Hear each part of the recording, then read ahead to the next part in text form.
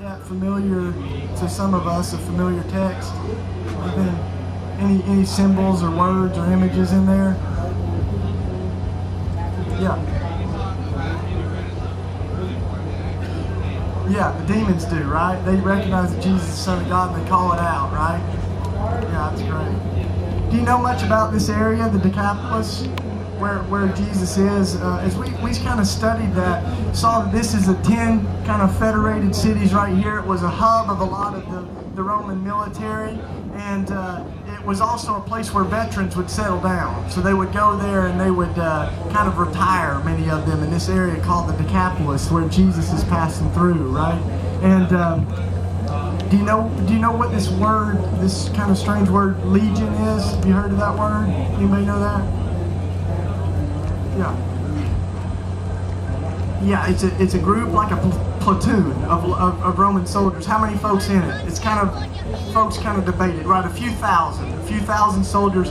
And there were several of them in this area, legions, right? And so when Jesus encounters this person, it's in the middle of a militarized zone, right? And I think there's a lot of symbolism of violence that we see there, right?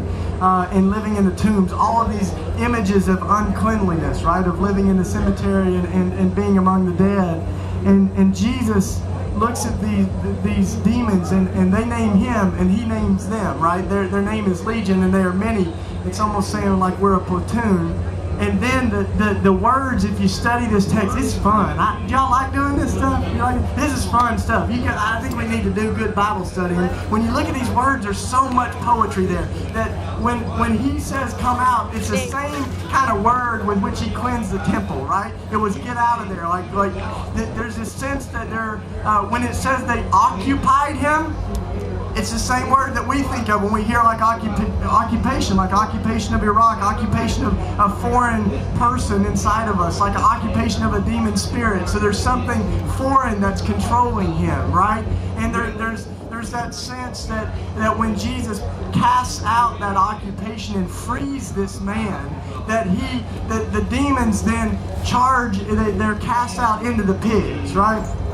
Now, one scholar, Warren, he says that in that very area there was an entire band of troops that were known as the pigs. I don't think that this is any permission to call a police officer a pig, all right? Just so you know, there's some crazy people up in here. But there was that symbol, and it's unmistakable, regardless of how like explicit it was, that pigs were unclean, right? We could all like that was a part of what is being alluded to, that this is an unclean thing. And then you have this idea, this image of the pigs running into the water, right? What does that evoke for us?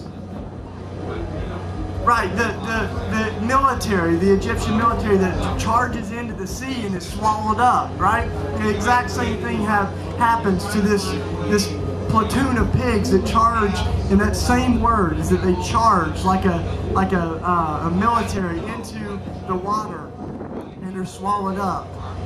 That's a lot, right? It's a lot. And I think as we think about that, there's so much in there that as people are hearing this, there's no doubt that first century peasants were hearing the sort of things that we're hearing right now, right? That it wasn't that hidden, right? Because they heard these words just like we would hear, the Oval Office or something, and they would know what it meant, right? So and yet, like, I think it doesn't take away from the meeting, it only adds to it. So then you start to see why they would say, you need to leave this area, Jesus, right? You're going to get yourself killed, right?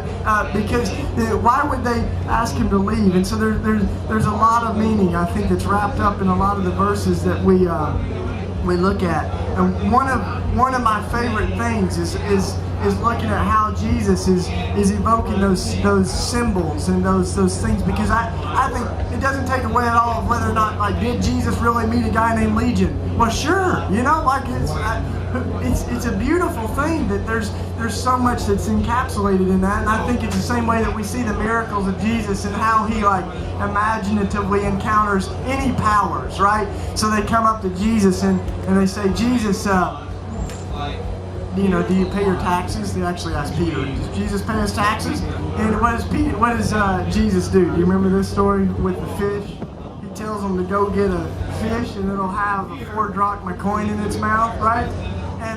I don't know about you, but if that doesn't strike anybody else's odd, like, what are we reading? You know, like, anybody else pay their taxes like that? Where you just, I wish I could do that. I had the IRS right after us right now. Just go to fish, you know? And like,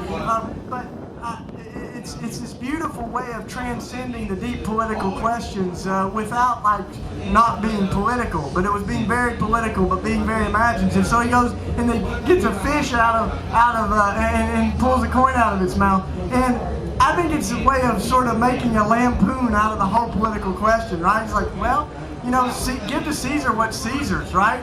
Caesar can print coins with his picture on it, but I made the fish.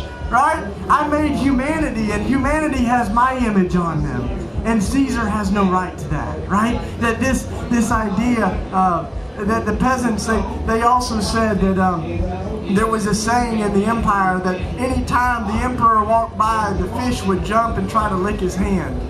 And I think that when Jesus pulls up a fish, they'll probably have some of those ideas in their mind as he pulls a coin out of its mouth and pays his taxes with it. That it was a way that we need that kind of shrewdness, and I think it's that kind of street theater that we see in Jesus when he goes into Passover, right? What does he write into Passover? This is like this is the big day, you know what I mean? Passover, like the symbol of revolution, right? People waving their palm branches. Do you know what the palm branches were a sign of?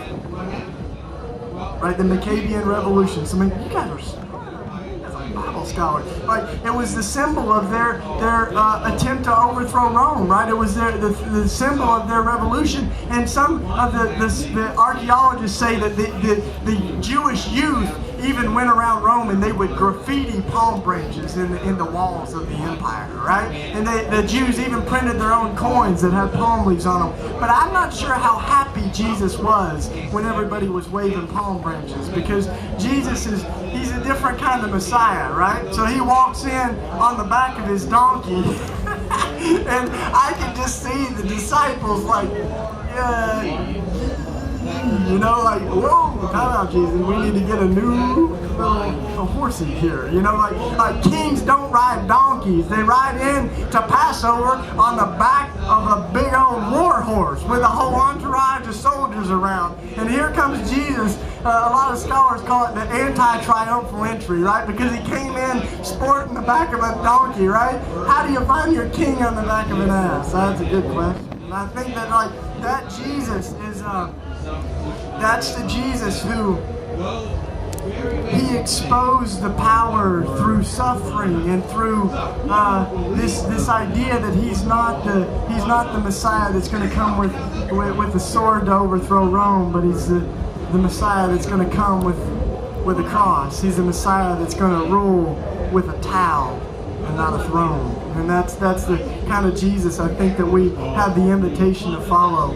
And I think that probably the most radical thing about Jesus is this idea that John Howard Yoder calls revolutionary subordination. And I think for people who are ready for a little revolution, like, that's one of the most important things that we need, is this idea that we are to be gentle and we're to be people that dance and laugh and ride donkeys. You know, it's like riding it's like imagining the president riding a unicycle on the 4th of July parade, right? It just doesn't work, you know. And I think that's exactly what Jesus is pointing us to, is to this other kind of exposing the powers by triumphing over them through our love and through our own suffering. As the book of Colossians